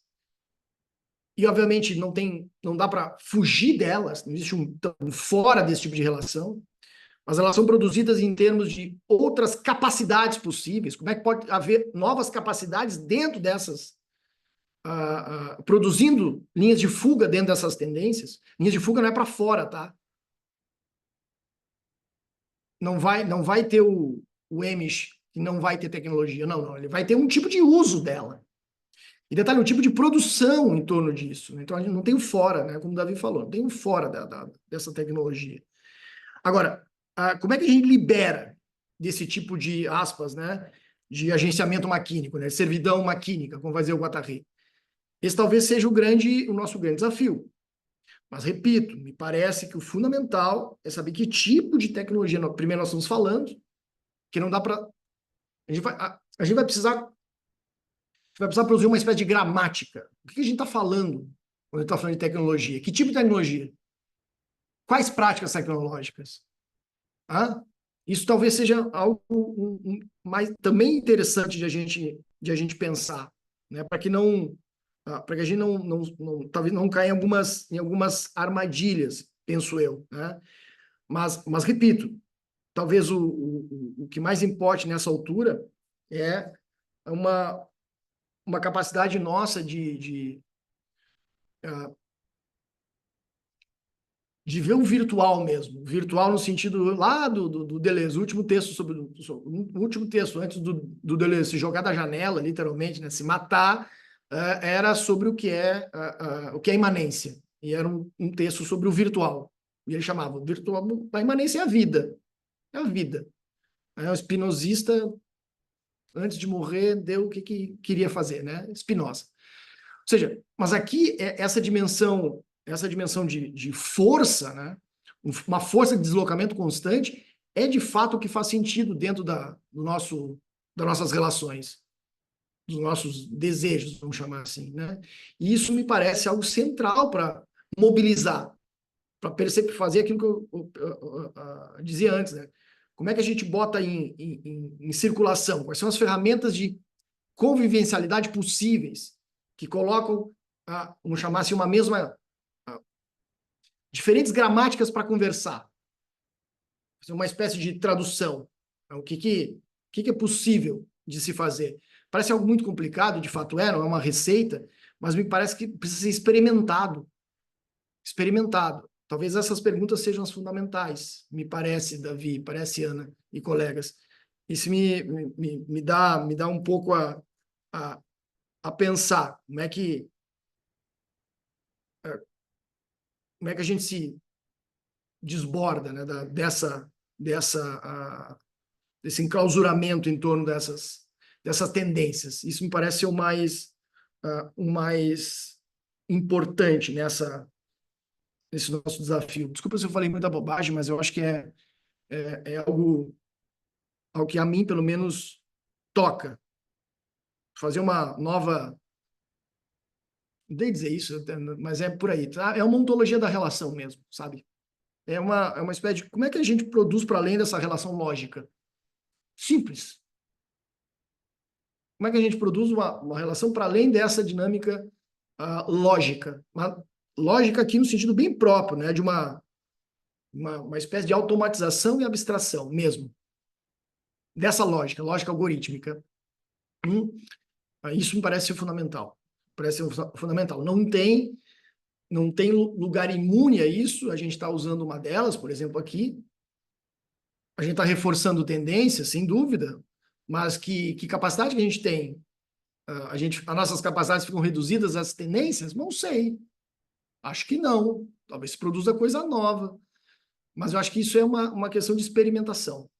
Experimentar mesmo. Acho que não tem uma grande chave estratégica ou algo parecido, mas essas ferramentas de convivencialidade que agora eu me lembrava do Ivan Illich me parece ainda uma boa pista para nós. Pessoal, fica à vontade, eu só dei tempo para vocês estarem pensando aí um pouquinho. Eu tô aqui pensando tanto quanto vocês. Fiquem à vontade. Gabi, Paula, Isa, Vinícius, Felipe, Ana de Tem novo. no chat que ficou ali, É verdade, agora Davi é a contigo. pergunta Chat do Antônio. do Antônio. Não sei se chegou a ler, Davi, mas ele perguntou: Olhei, como olhei. o oprimido pode romper com as capturas promovidas pelas novas tecnologias de controle? E, em segundo lugar, quais mecanismos de resistência, a partir do pensamento de Paulo Freire, poderiam ser eficazes para anular esse processo de opressão? Não, ótimas perguntas. Eu tô aqui ainda digerindo tudo que o Guto falou. Por isso que eu amo estar com ele, porque ele, pós-modernista que ele só ele para me empurrar de um morro abaixo aqui e começar a pensar. Porque como antropólogo estruturalista, eu nunca vou alcançar esse tipo de pensamento. Aí joga um Deleuze, joga um Guattari, aí pronto. Aí você mata, você puxa o tapete aqui de qualquer um que tenta se fundamentar numa estrutura, né? Mas, não, Guto, é sensacional a sua posição. Estou aqui pensando, verdade, real. E eu concordo assim com você que você falou, né, essa coisa da tecnologia do sul global. O que que é o sul global também, né? A gente vai. O próprio, como eu falei na minha fala, o Mac da periferia nada mais era do que uma réplica da Apple, da Mac. Não era uma tecnologia própria, iria explorar a gente da mesma forma que eles exploram. Então também não tem uma novidade aí. Mas é justamente, eu gostei dessa, eu vou até buscar essa linha de pensamento aqui sobre as tecnologias da convivência, né? Porque é justamente que está aí. Eu acho que isso ajuda a responder essa pergunta aqui do Antônio, que fala sobre essas questões de resistência, né? Por exemplo, no livro. Quer dizer, o que Paulo Freire fala de opressão? Opressão é uma prescrição, ou seja, como que o opressor quer que o oprimido se comporte. E as formas de resistência do uso dessa tecnologia é como que se usa essa tecnologia para quebrar essa prescrição. Então, por exemplo, o próprio exemplo do teclado é uma forma de quebrar essa hegemonia desse layout QWERTY. Da mesma forma em que a tecnologia da selfie, de você tirar uma foto de si mesmo, para eles, era uma forma de se comunicar mensagens extremamente densas e perigosas, em que eles conseguiam incorporar a mensagem direta para uma certa audiência, e todo mundo que estivesse fora dessa audiência não conseguiria ler essa mensagem, né? Por exemplo, eu trago o caso eu acho que eu chamo ela de Fernanda no livro, em que eles eram, né, os moradores eram monitorados no Facebook pelo movimento do tráfico, e eles sentiam essa censura, né, de não poder se expressar, não poder falar da condição de vida.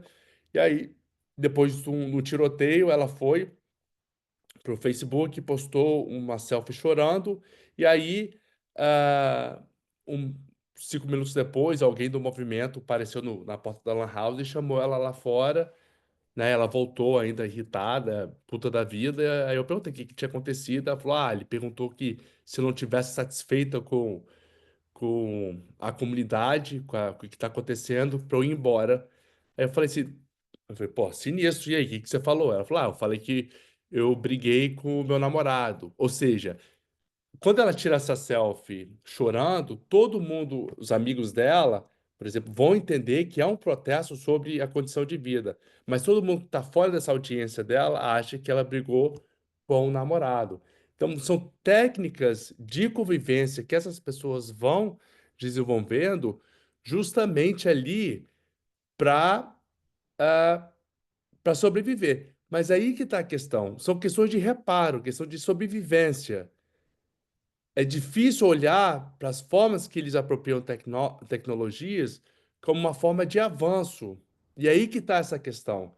Porque como essa tecnologia ela é desenvolvida sob uma premissa exploratória, toma-se muito tempo para tornar essa tecnologia num ponto que pode ser ao menos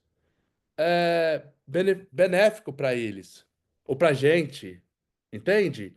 Então, acho que essa é a questão. Então, sinais de resistência a gente vai ver sempre, né? Por exemplo, as empresas de telecomunicação se recusavam a ir na favela para oferecer assinatura de internet.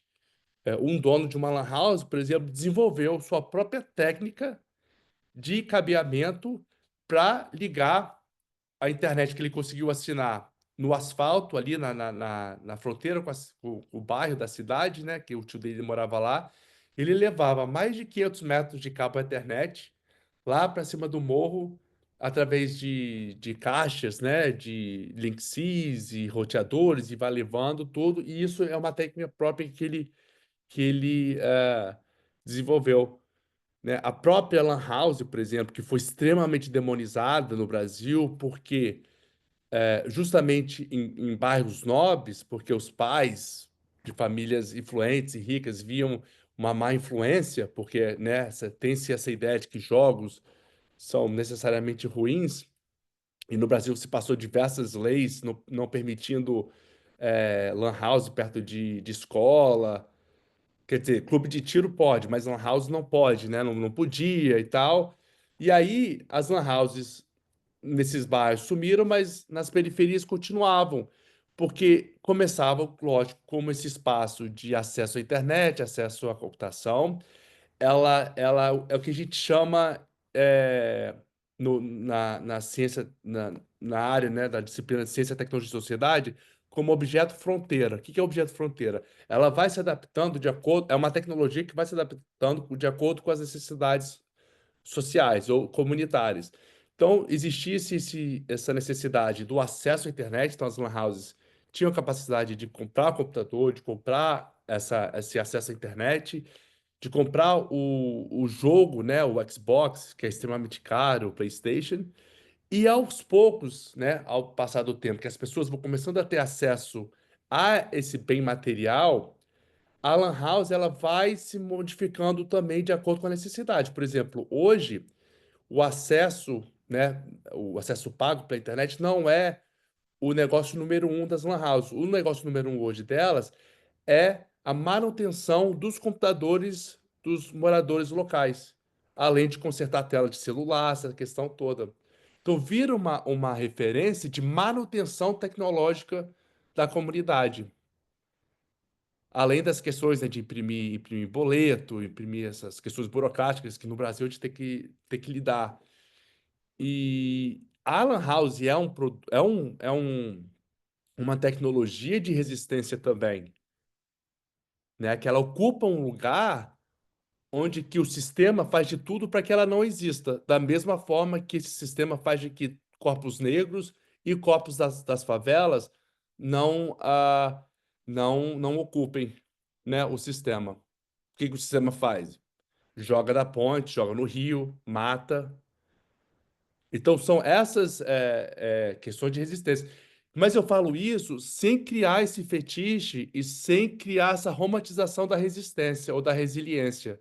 Porque é justamente assim que eu acabo o meu livro. Eu falo assim, por que que eles têm que ser resilientes? Por que que eles têm que ser resistentes? Por que que não há uma tecnologia, e trazendo essa questão da tecnologia da convivência que o Guto falou, que ao invés de eles terem que fazer essa tecnologia funcionar para eles, por que essa tecnologia não pode já vir funcionar para eles, já que eles têm que lidar com outras questões, né? Não vai vir, não vai vir.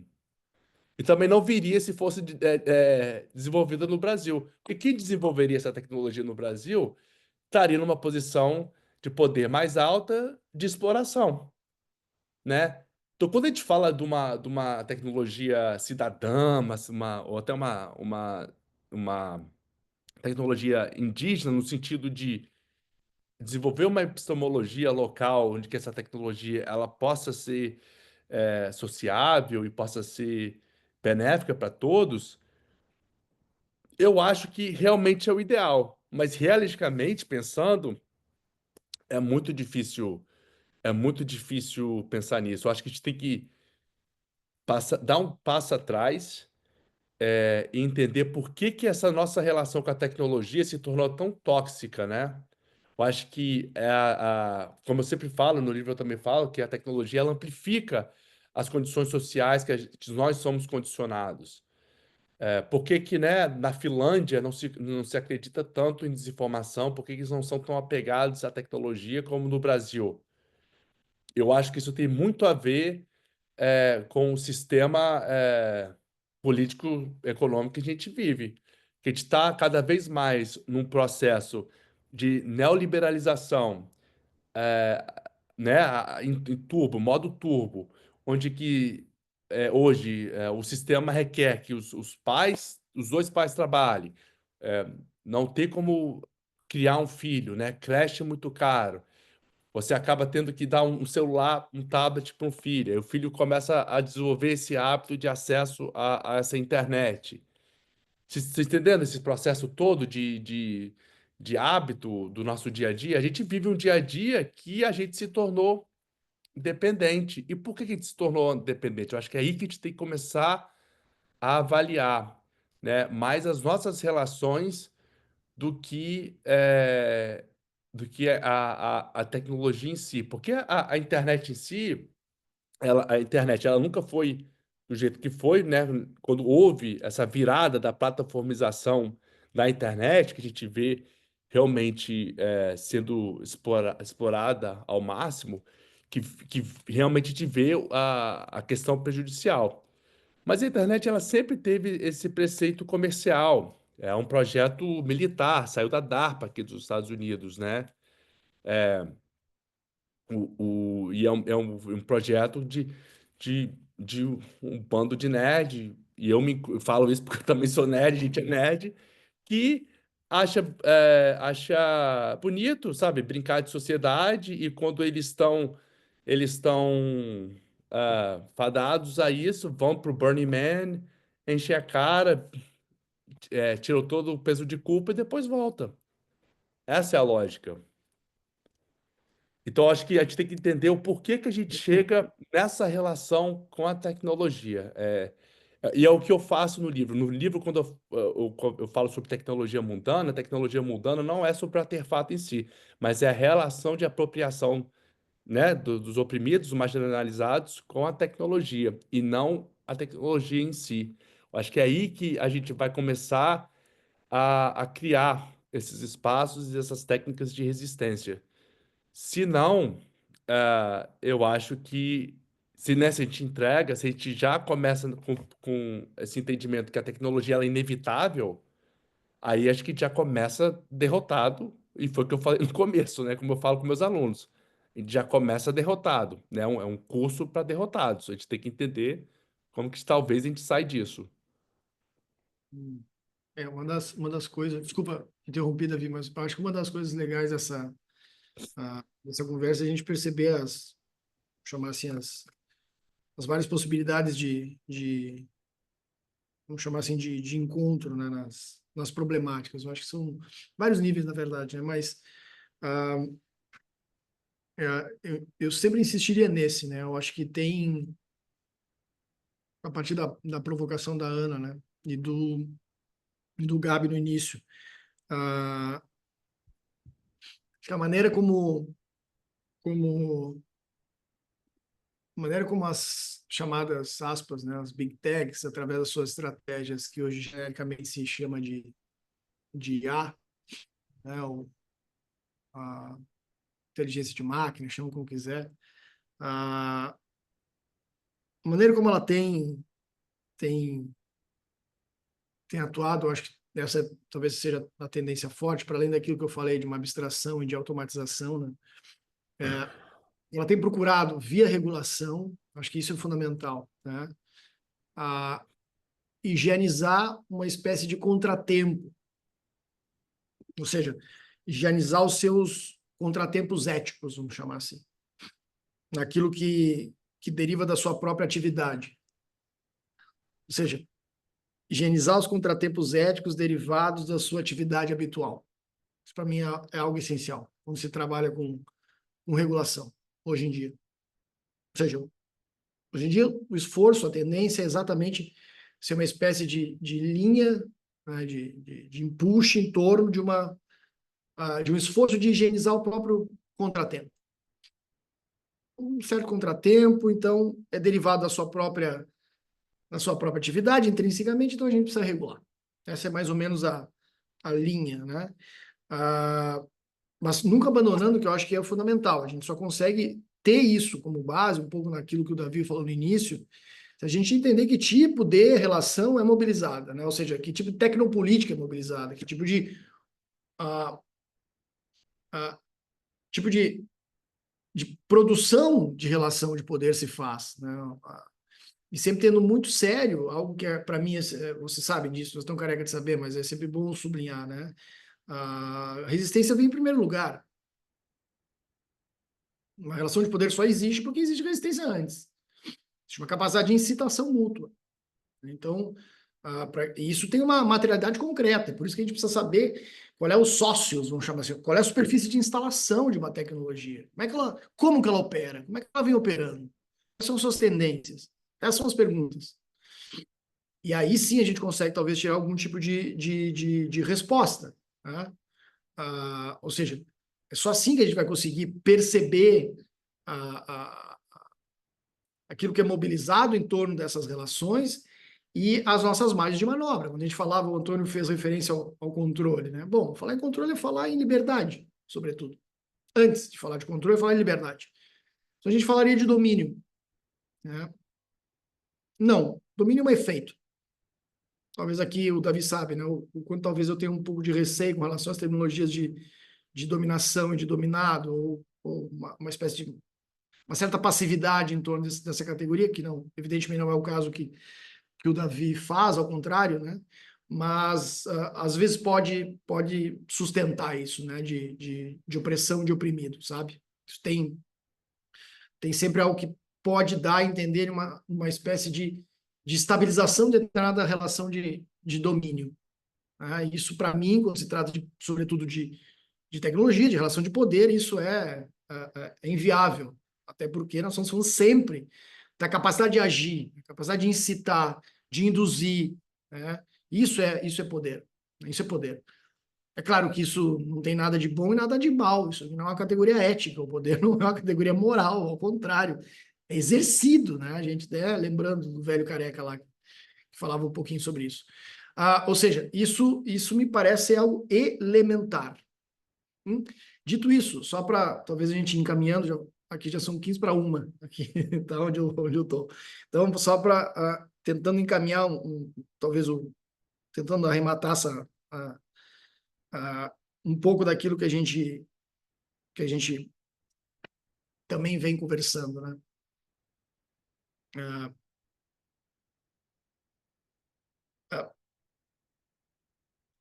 Talvez uma das grandes dificuldades que a gente tenha de ver o Davi, no livro dele, ele consegue apontar isso, na minha opinião, bem interessante, seja de maneira voluntária ou não, mas a minha leitura que eu faço do livro do Davi, né?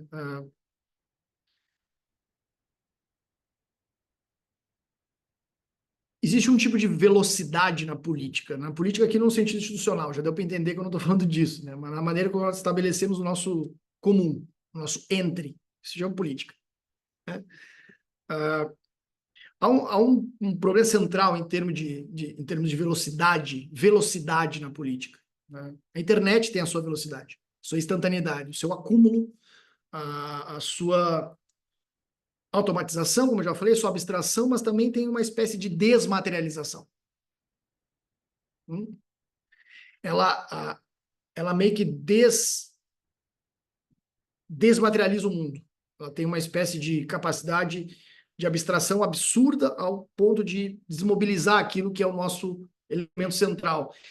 Que em muitas das práticas de resistência, mesmo, aspas, utilizando os mesmos veículos, né, usando, talvez, aspas, né, os mesmos veículos de dominação, existem outros tipos de velocidade. Usando esse termo velocidade, uma acepção muito precisa, um tal de Poverillo, né, que voltou a baila nos últimos anos, uma galera lendo Poverillo de novo. Acho ótimo. Sobretudo um livro chamado Velocidade e Dominação. Velocidade de Dominação. Né? Em que ele falava exatamente dos automatismos já lá na chamada dromopolítica, política da velocidade. Ele é o primeiro, talvez, a falar sobre isso. O problema de política é o problema de velocidade. E quando eu falo de tecnologia e nessas práticas nossas, há uma espécie de intensificação da velocidade, mas mais do que isso. Há uma espécie de perenidade, ou seja, há uma espécie de constância na velocidade, na instantaneidade. Há um tipo de velocidade só. E na política nós trabalhamos com várias temporalidades. A gente acabou de ver. A temporalidade da lei, da regulação é uma. A instantaneidade que nós estabelecemos aqui, em tempo real, é outra. Isso tudo é política ao mesmo tempo, só que são velocidades diferentes. O que talvez, aspas, a internet nos imponha nessas relações automáticas é uma instantaneidade perpétua. Um infinito perpétuo da perenidade. Essa é mais ou menos a linha. Nessas práticas, por exemplo, das lan houses ou algo parecido, em que pese, nota, Davi, olha que coisa interessante para a segunda edição do livro, em que pese, aspas, se utilizar dos mesmos instrumentos de dominação, o que esse pessoal faz?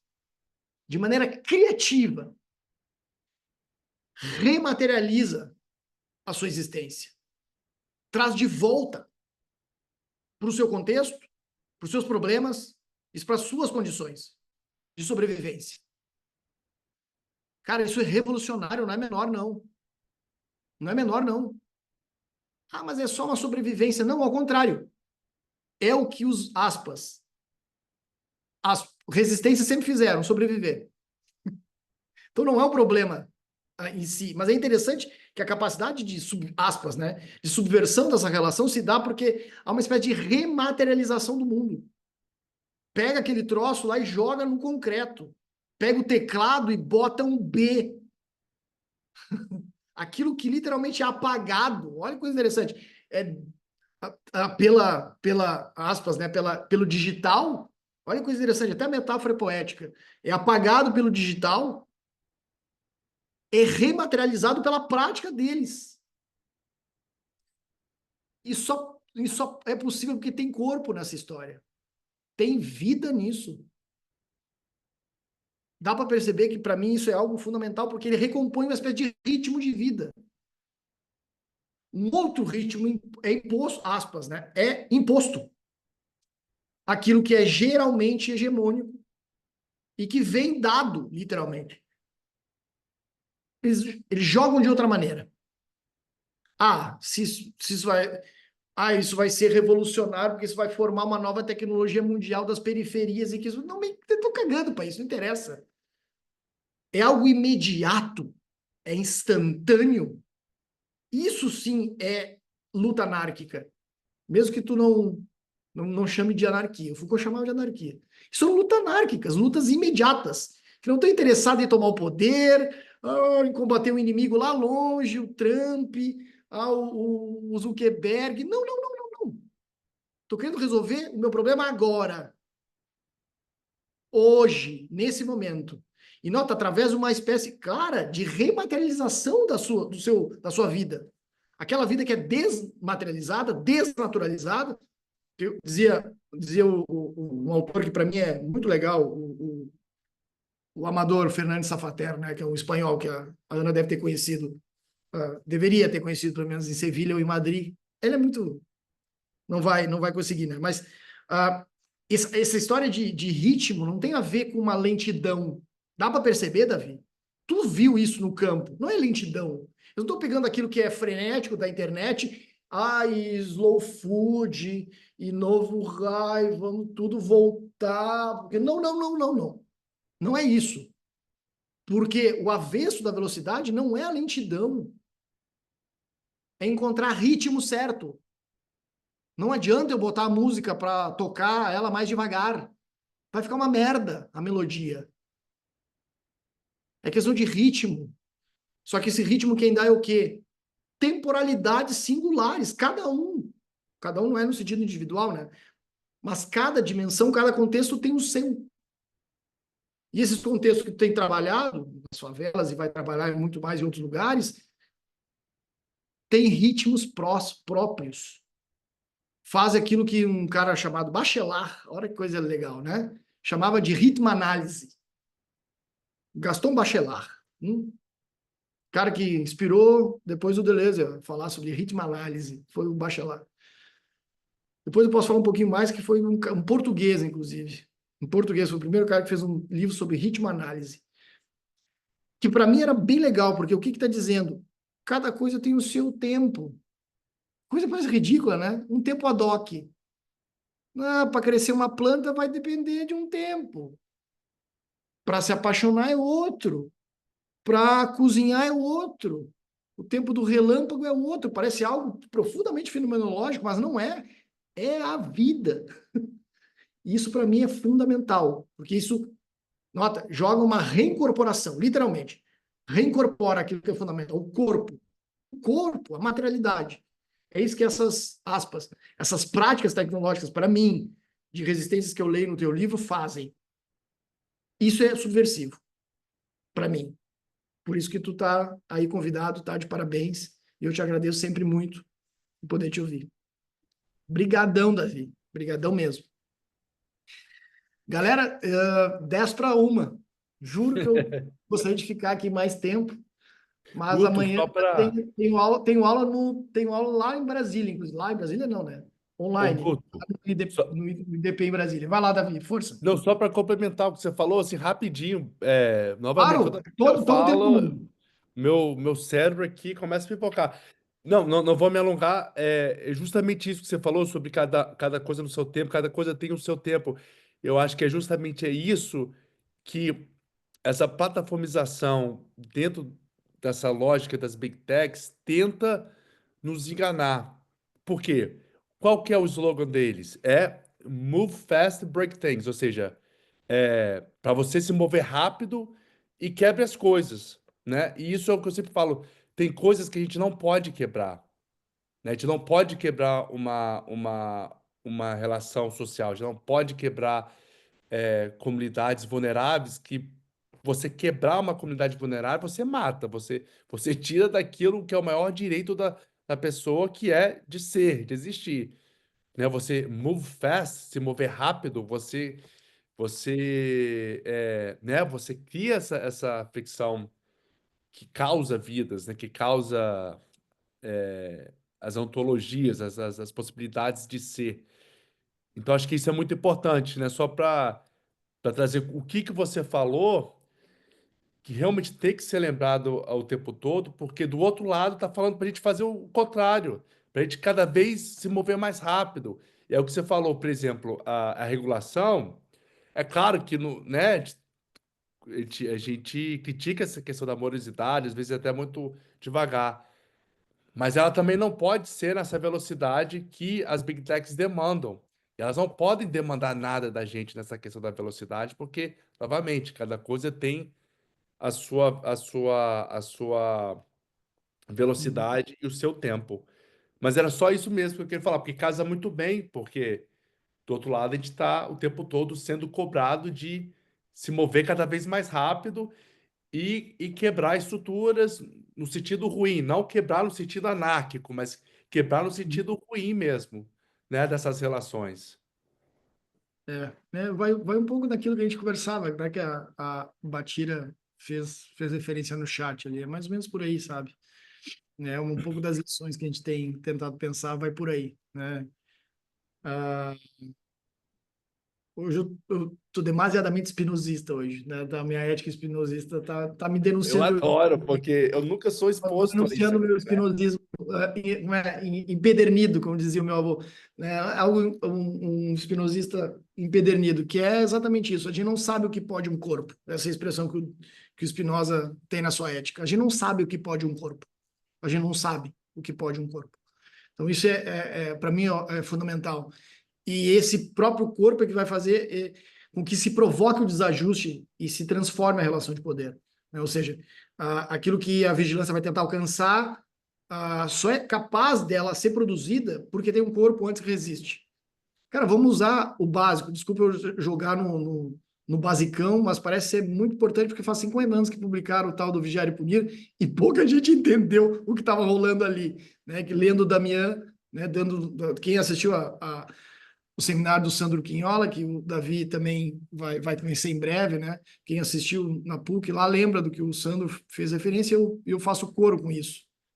Quando a gente lê lá o Damian sendo esquartejado, decepado, explodido por 4 cavalos, a gente esquece que aquilo ali é um processo enorme de ostentação de suplício de um corpo que resiste bravamente e que provoca uma instabilidade na relação de poder que é uma relação de domínio, de força absoluta do soberano. Só faz com que as engrenagens mudem, tem que provocar a prisão, tem que provocar uma ruptura, inclusive com um discurso liberal, que não queria prisão, que queria outro tipo de ideia. Não, não.